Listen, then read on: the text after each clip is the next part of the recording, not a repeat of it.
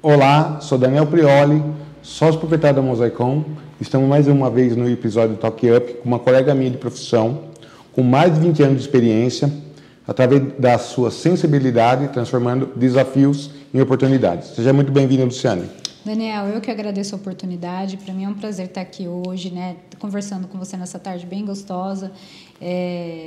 Assim, participar do Talk Up para mim acho que para além de uma oportunidade, também é de relembrar vários tempos, inclusive da nossa profissão, né? Então, na verdade, eu gostaria que você contasse para a gente como que começou. Você fez um técnico de contabilidade, depois fez as ciências contábeis, né, a faculdade. Daí você passou no concurso público e acabou mudando totalmente de área, né? Totalmente de área, Daniel. Eu comecei muito jovenzinha, né? Na minha época ainda tinha curso técnico, então eu fiz o curso técnico em contabilidade. E aí, muito jovenzinha, eu falei, agora eu vou fazer faculdade de ciências contábeis. Então, me formei, bacharel de ciências contábeis. Depois, passei no concurso público aqui na prefeitura. Inclusive, já faz muito tempo que eu trabalho na área pública. Passei na prefeitura de Várzea Paulista. E aí, eu comecei a trabalhar muito dentro da área social. Naquela época, ainda não tinha assistência social, era promoção social, enfim. Depois que eu fui fazer faculdade de administração pública, aí fui me especializando em outras áreas, principalmente na área social. Então, fui fazendo as pós-graduações na área de economia solidária, gestão pública, economia social, serviço social. E aí eu fui me especializando na área social também, né? Mas eu comecei na área de exatas. Então, eu falo isso para todo mundo, né? Eu mudei conforme, lógico, né, a experiência do dia a dia e também da necessidade de estar mais inserida dentro desse contexto das políticas sociais. Entendi. E hoje você está na assistência social, é isso? Hoje eu estou na assistência social. Largou a contabilidade e já entrou de cabeça, na verdade? Já. Larguei a contabilidade. Na verdade, a gente nunca larga, né? Eu sempre falo para as pessoas que se tem uma faculdade que a gente pode falar para as pessoas fazerem, é de contabilidade. De contabilidade, porque você tem um apanhado de tudo aí da vida, acho que desde a área financeira, dos processos de organização administrativa. Só que aí eu deixei ela, né? E fui me aprofundar na área mesmo da administração pública. Hoje eu sou gestora da área de assistência e desenvolvimento social de Jundiaí. Também fui gestora na prefeitura de Caieiras aí pelos últimos 4 anos, antes de ir para Jundiaí. Então eu deixei, mas ainda tenho muito dela dentro de mim. Acho que hoje em dia, para a gente ser um bom administrador, um bom gestor, é imprescindível a gente conhecer bem a área econômica, a área contábil, né? Para complementar a área social, inclusive. Com certeza. Na verdade, você está caminhando para a grandeza, assim, os desafios vão aumentando, como que é? Você vai abraçando mais causas? Você sabe, logo quando eu comecei, eu era, assim, lógico, apaixonada pela área de exatas, né? Acho que o processo na área de administração sempre é muito rico. Quando eu conheci a área social e quando eu comecei a militar lá atrás, muito jovenzinha, na construção do Sistema Único da Assistência Social, o SUAS, eu fui entendendo o quanto é importante a gente organizar a política social no contexto, né, das relações humanas. E hoje, assim, eu não me vejo fazendo outra coisa, né? Acho que eu sou uma apaixonada pela assistência social, pelos direitos humanos, mas, sobretudo, pelas pessoas, né? A assistência social, ela é uma política de quem dela precisar. Todos nós, em algum momento da vida, nós já estivemos vulneráveis, né?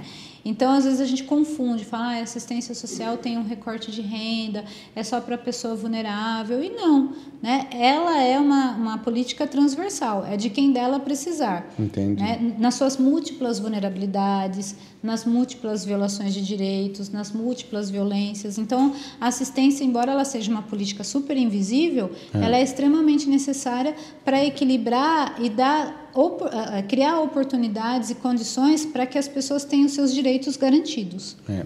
Na verdade, você não tem idade isso, né? O vulnerável você trabalha desde o bebezinho, doente, sem-nascido, até a melhor idade, vamos dizer. A melhor idade, exatamente. Hoje a gente tem serviços na assistência social desde zero, né? Na verdade, para as gestantes, vamos pensar assim, né? A gente trabalha os grupos de convivência e fortalecimento de vínculo desde a gestante até para as crianças, depois para os adolescentes, depois para os idosos. Então, a assistência social ela tem um trabalho muito importante, inclusive do ponto de vista preventivo, com todas as idades. Então, assim, na sua gestão não existe uma idade, uma idade de corte. Ele vai ficar até uma certa idade, uma certa data? Não, na verdade, sim. Tendo com um começo, meio e fim, né, na realidade. Na verdade, é um acompanhamento para todos os momentos da vida. Porque é isso, é uma política de garantia de direitos, né, inclusive garantida na Constituição de 88. Então, a gente acompanha as pessoas por toda uma vida. É claro que em cada faixa etária, a forma de trabalhar, né, ela é diferente, porque aí é uma agenda da vida diferente. Mas a gente costuma dizer que a assistência consegue fazer esse acompanhamento, né? Inclusive, a gente trabalha na matricialidade familiar. Ou seja, aquela família ela tem vários indivíduos, ela tem a criança, tem o bebê, ela tem o idoso, ela tem o pai e a mãe que estão naquele período mais produtivo. Então, a gente consegue fazer o acompanhamento da família como um todo. Entendi. Na verdade, você acompanha a família. Então, assim, se eu pegar um vulnerável na rua, você vai entender o porquê, é isso? A gente entende o contexto da vulnerabilidade, né? Entende qual é a história de vida daquela pessoa, porque às vezes a gente tem um olhar que acho que culturalmente é um olhar até um pouco preconceituoso, porque a gente olha para aquela pessoa vulnerável. Vamos pegar uma pessoa em situação de rua, por exemplo, que hoje é uma agenda mundial, né? Mas aquela pessoa, ela foi uma criança, ela foi um adolescente, provavelmente ela foi pai, ela é irmão de alguém, ela é filho de alguém. Então, tem uma história por detrás, né, daquele processo de vulnerabilidade. Seja ele dentro de uma violência que essa pessoa sofreu, seja dentro de uma questão né, do uso abusivo de álcool e drogas, então isso acontece também, seja dentro de uma negligência, né, familiar. Hoje a gente tem um número grande de idosos em situação de rua, seja por conta, por exemplo, de um coração partido. Inclusive, isso acontece também. Demais, né? Acontece demais também.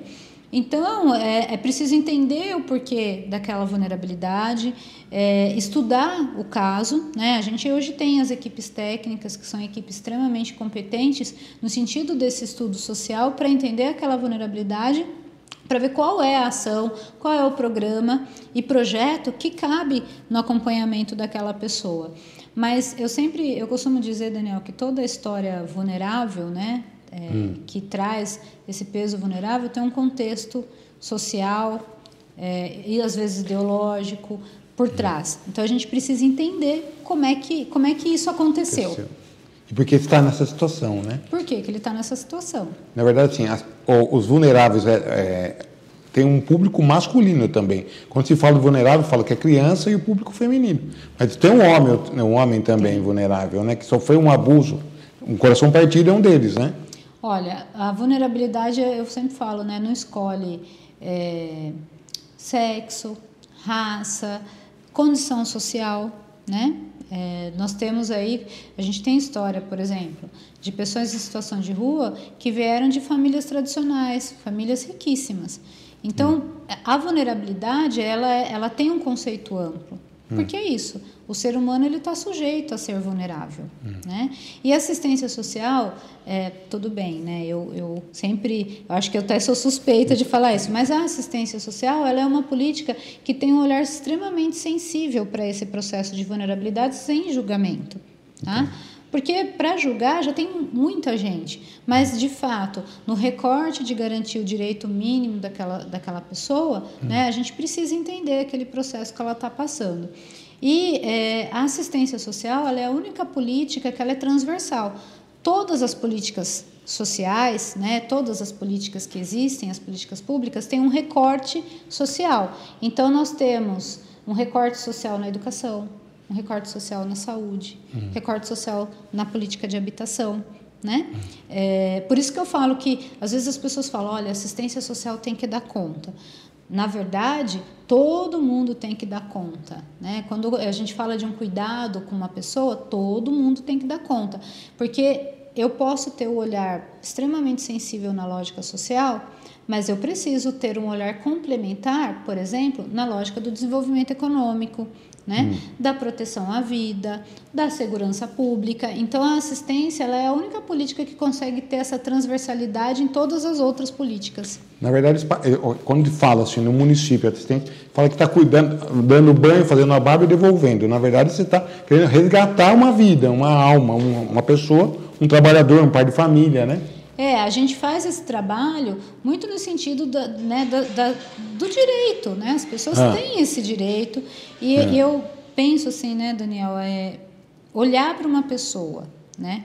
É lógico, ela está vulnerável, mas olhar para essa pessoa, tirando essa questão da vulnerabilidade e olhando para a sua potencialidade, né?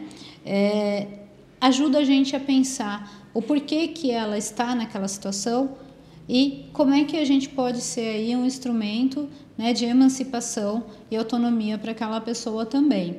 Na verdade, tem muita artista na rua, né? Tem muito pai de família, e assim, eu vejo muita gente desenhando, muito poeta, muita gente tocando.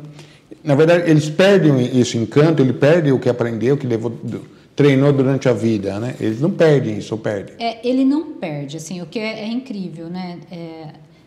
Por exemplo, para as pessoas que estão em situação de rua, para cada pessoa tem uma história, né?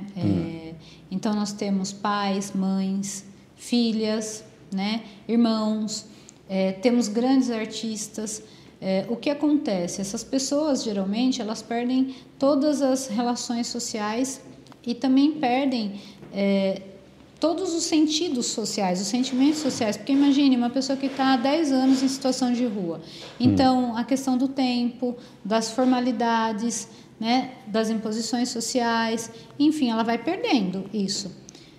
Mas lá dentro, ela continua tendo, né, continua sendo, na verdade, aquela criança que passou por muitas questões, o artista que muitas vezes, por conta, inclusive, né, do uso abusivo de substâncias psicoativas, deixou de trabalhar como artista, mas continua sabendo, continua trazendo aquele saber, aquela identidade. Qual é o grande trabalho? Resgatar essa pessoa. E aí, é lógico, precisa de um trabalho técnico-social, mas também precisa de muita sensibilidade. Às vezes a gente está conversando com uma pessoa em situação de rua e ela resgata um pouco da história dela. E aí tem muita gente interessante. Então, é isso que você falou. Nós temos poetas, nós temos escritores, sabe? Nós temos, inclusive, profissionais de categorias, como, por exemplo, médicos, advogados. Então, são inúmeras pessoas. Olha, já tive caso de modelos, sabe? Então, é uma gama de muita gente. Idosos que têm uma vida toda e naquele momento está em situação de rua e que tem, assim, uma experiência de vida enorme. Então, são muitos casos, assim, a gente fica bobo quando você começa a conhecer e conversar com cada um. Na verdade, na sua secretaria, vamos falar, eu como contador, quero trazer uma pessoa dessa, tirar da rua, dar uma oportunidade, resgatar. Na verdade, não é tão fácil assim. Não. Na sua unidade, ele vai ter que passar para a área de saúde, depois para resgatar, se readequar. A gente tem um ciclo, né? Então, hoje, por exemplo, nós temos lá alguns serviços. Então, nós temos duas portas de entrada. O serviço de abordagem social, que é um serviço 24 horas, que aborda a pessoa em situação de rua e faz o convencimento dela para que ela possa acessar um dos nossos serviços. Tá? Um dos nossos serviços de porta de entrada é o Centro Pop. Então, o Centro Pop, ele é um serviço que tem na sua equipe técnicas, as assistentes sociais, psicólogos, educadores sociais, no sentido do quê? De organizar, por exemplo, toda a documentação daquela pessoa. Eles perdem muito o documento, eles ficam muito sem documento, né? São roubados, perdem mesmo. Então, a gente trata a questão documental, aí nós vamos ver se tem algum tipo de benefício, aí nós vamos procurar pela família dessa pessoa no intuito, inclusive, a gente tem uma palavra difícil, viu, Daniel, que é recambiar. É onde a gente devolve aquela pessoa para a cidade dela, para a família dela, logicamente sempre consultando, né, essa rede social dela. É o lugar onde eles podem comer, é o lugar onde eles vão tomar um banho quentinho, trocar de roupa, onde eles podem lavar a roupa, que é o espaço onde a gente começa o convencimento para que ele possa estar inserido, por exemplo, nas políticas de saúde. Uma pessoa que vive na rua, ela tem múltiplas doenças pré-existentes, né? Não é fácil viver na rua. Então, a gente faz o encaminhamento para a rede de saúde esse primeiro equipamento. Depois, nós temos a casa de passagem, para que ele fique lá até sair a documentação, a gente conseguir recambiar. Depois, nós temos os abrigos, para que ele consiga estar dentro dos tratamentos, principalmente para álcool, drogas e da própria saúde mental. Então, a gente tem uma rede que oferta todos esses serviços, só que nem sempre eles aceitam. Na verdade, a grande maioria não aceita, infelizmente. Então, a gente vai muito no convencimento. A gente não pode obrigá-los a fazer de forma compulsória. Então, às vezes, as pessoas ligam para mim e falam, olha, tem uma pessoa em situação de rua aqui, você tem que tirar. Nós não podemos tirar a força, não tem legislação, né? A pessoa tem o direito de ir e vir. Não pode ser coercivamente. Então, a gente precisa convencer eles a saírem da rua. E aí, por exemplo, vou pegar o caso de Jundiaí, que é uma cidade bastante solidária, onde as pessoas têm muito a questão da doação espontânea, as pessoas têm um certo recurso, né? Também com doações das entidades, às vezes as entidades também fazem a distribuição de alimentos, então acaba dificultando um pouco o trabalho social de convencimento para que ele passe por todos esses equipamentos que a prefeitura hoje tem, né? No sentido mesmo de reorganização social e reinserção social. E eles não aceitam. Por exemplo, nesse momento que caiu muito a temperatura, né, Daniel? Tem dias assim que a gente tem a sensação térmica de 5, 6 graus. Embora a gente tenha ampliado todos os serviços de acolhimento, ampliado as vagas nos abrigos, esse ano, por exemplo, em Jundiaí, nós compramos as mantas térmicas, que são aquelas mantas que os atletas, alpinistas usam, né, para proteger do frio. Ainda fica perigoso, só que eu não posso obrigar. Eu tenho que convencer ele a sair daquele ambiente frio para ir para o meu abrigo. E aí a grande maioria não aceita. E acaba sendo um perigoso para ele, né? De ficar na rua num dia tão frio. A gente tem sempre falado para as pessoas, né? Doar não é errado. Mas a doação sem a informação pode quebrar com um ciclo de cuidado. Entendi. Na verdade, eles não querem sair da rua e muito menos voltar para a cidade natal deles ou não? Olha, alguns não querem voltar para a cidade natal porque cortaram todas as relações familiares e comunitárias. Ou porque Jundiaí é bem produtivo. E também porque paga bem, vamos falar assim, Jundiaí paga bem. Jundiaí é uma cidade bastante solidária, então, de fato, as doações espontâneas aí, eles chegam num valor alto, né? Porque Jundiaí é uma cidade super desenvolvida, é uma cidade muito boa para se morar, tem bastante infraestrutura. Então, eles acabam vindo e ficando, né? E aí, como eles conseguem chegar aí num valor razoável, a gente fez um censo em 2023, então, com as doações espontâneas, que é o dinheiro do semáforo, que ele fica ali, né? O que ele vai pedindo mesmo, né? Eles conseguem chegar em uma renda de R$2.500, R$3.000. Quase 2 salários mínimos, R$3.000 é 2 salários mínimos. Então, assim, é um valor alto para a gente disputar, né? Porque a gente oferta todos os serviços. E aí, é claro que fica mais difícil da gente trabalhar a questão da reinserção. Acho que também uma outra questão é de que as pessoas vão migrando, são os trecheiros. Muita gente vem de outras cidades e desce em Jundiaí porque sabe que Jundiaí é uma cidade bastante solidária e vem também para pedir as doações espontâneas. E tem ainda aquelas pessoas que não estão em situação de rua. Que vão para a rua pedir. Mas que vivem das ruas. Entendi. Entendeu? Então, às vezes desce, a gente até monitorou um pouco, as pessoas vêm, né, elas vendem nos semáforos, elas pedem, mas elas não estão em situação de rua, depois elas voltam para o seu município de origem. E tem uma quantidade muito grande, infelizmente, e eu acho que depois da pandemia isso piorou, das pessoas que estão nas ruas, né, mas elas fazem uso abusivo de álcool e drogas. Então, elas têm aquela dificuldade, se quebram todos os vínculos familiares e comunitários. Mas ela tem uma casa. Então, ela fica um período fora da casa, dentro dos espaços, das cenas de uso, do território de uso, e depois elas voltam para casa. Então, é um número grande de pessoas que se misturam à população em situação de rua.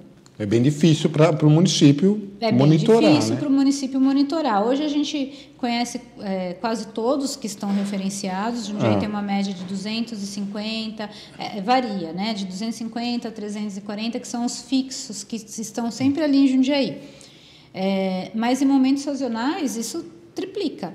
Né? Principalmente a Jundiaí que tem festas, que tem eventos. Neste momento que está frio, também um número maior vem para Jundiaí. Por causa do acolhimento do município? Na verdade, porque não é nem por conta do acolhimento, é porque está frio e eles sabem que Jundiaí é muito solidária. Nós temos muitas entidades assistenciais, entidades religiosas que fazem, por exemplo, a doação das marmitex, da sopa, das roupas. Então, faz com que eles também saibam que Jundiaí é essa cidade acolhedora. E eles vêm. Né? E Jundiaí, ela é solidária, é uma cidade bastante religiosa. Então, a gente hoje tem tido uma estratégia de conversar com todas as entidades e explicar exatamente qual é o trabalho que a gente faz na assistência social e quanto é importante que as pessoas saibam que existe esse trabalho. É que nem assim, eu como contador e empresário na cidade, na verdade, as entidades religiosas que me doam marmitex, na verdade, eles comem, eu acho que também que teria que ter o serviço de recolher os desejos, porque o centro da cidade fica impossível de andar. É rato, é pomba, é um mau cheiro. E a gente, Daniel, a gente fica com as mãos meias atadas, porque a gente passa com o serviço de abordagem, oferta todos os serviços. Quando, inclusive, tem os dejetos, a gente liga para serviços públicos para fazer a limpeza. A gente não pode tirar, porque aquilo que é propriedade deles, a gente não pode mexer, né?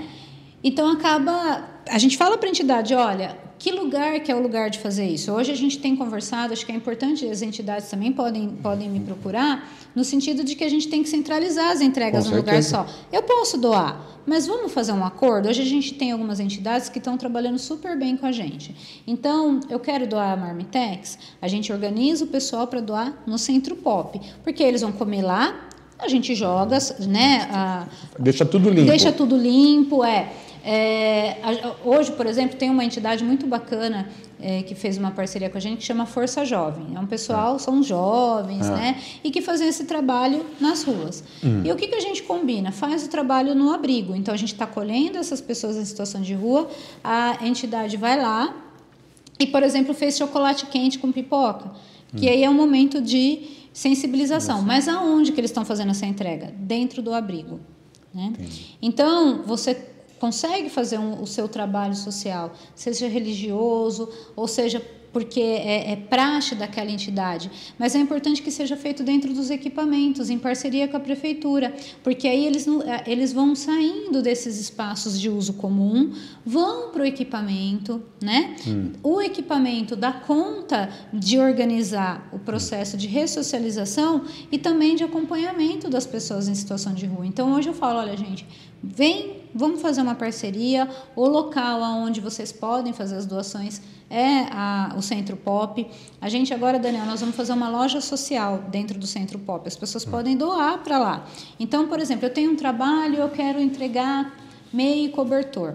Nós estamos montando a loja social lá com as moedinhas sociais. Toda vez que eles cumprirem com as atividades, eles ganham as moedinhas, eles podem comprar na loja social. Que legal. Inclusive ração, por exemplo, já que eles têm os cães. Então, com esse trabalho social, nós vamos tirando eles desses espaços coletivos, espaços comuns, né, na rua, e a gente vai ressocializando aonde? No equipamento que presta e que faz o acompanhamento das pessoas. Na verdade, se você falou dos cães, né? Na verdade, cada um tem né? Na verdade, é um companheiro. É o fiel companheiro, né? Tem um trabalho para esses animais também? Hoje, a gente vê que na verdade, é a família extensa deles, né? De todos nós, inclusive. Mas deles, principalmente. O cão, além de ser protetor, né? Porque a rua é um espaço perigoso, acaba sendo o seu companheiro mesmo.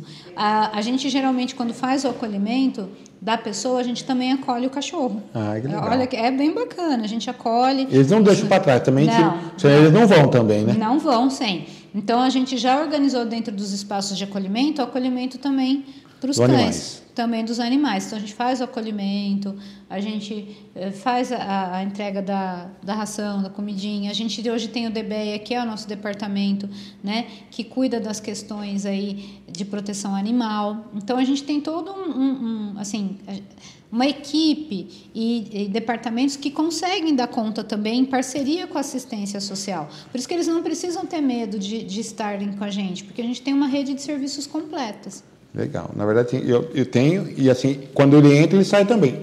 Banho, tratamento para o cachorro, não. É focado para a pessoa, né? Para a pessoa em situação de rua. Agora, nesse próximo semestre, nós vamos ter um projeto super novo. Eu não sei nem se eu posso falar, que eu acho que o prefeito que quer anunciar, mas eu vou dar spoiler. Vou dar um spoiler. Vou dar um spoiler. Nós vamos ter um projeto também de acompanhamento para os animais das pessoas em situação de rua. Porque é necessário também cuidar desses animais que estão na rua também, né? E aí a gente vai aproveitar tanto o processo do cuidado, como também o incentivo da geração de trabalho e renda para as pessoas em situação de rua. Legal.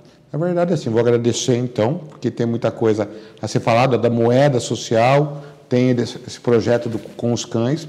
Quero agradecer, eu vou pedir que você retorne posteriormente, já está feito o convite, para você falar, que tiver tudo aberto, divulgado, para compartilhar com a gente, porque está sendo transformador, né, para a cidade, né? Seu trabalho, eu acho que é uma longa data, você já vem com uma experiência de longa data, eu acho que está surtindo um resultado cada vez mais positivo, né? Eu acho que é importante, né, a gente olhar para uma cidade, onde a cidade ela é uma cidade rica, mas que ela pode ser boa para todo mundo, né? E equilibrar, né, os pratos aí da lógica econômica e social é fundamental. Eu quero agradecer você, viu, Daniel, pela oportunidade dessa tarde, muito bacana, e de poder falar da assistência social, de falar, né, de como que ela se organiza e trazer um pouco do debate da pessoa em situação de rua, que a gente sabe que é difícil, é um problema mundial, mas que com estratégia, trabalho, sensibilidade e cuidado, eu tenho certeza que a gente pode aí mitigar, né, e pode reduzir os danos das pessoas que estão em situação de rua. Muito obrigada, viu, Daniel? Vou esperar o Gustavo vir contar para a gente aí o que ele está aprontando, que vem de novidade, tá bom? Muito obrigado. Muito obrigada.